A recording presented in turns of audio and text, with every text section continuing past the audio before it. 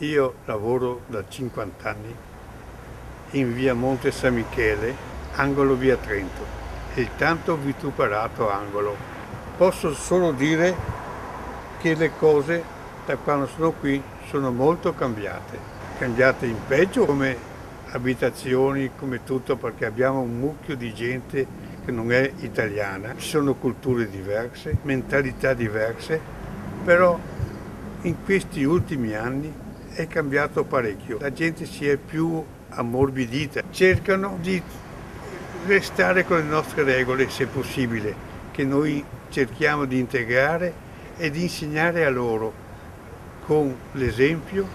e con tutto quello che può essere del bene per loro. Io sono rispettato,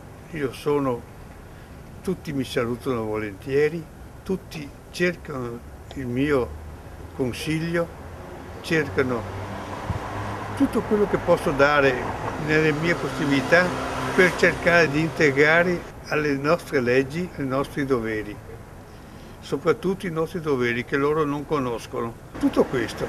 e malgrado tutto sono contento di stare qua e di ricevere i saluti di tutti quanti.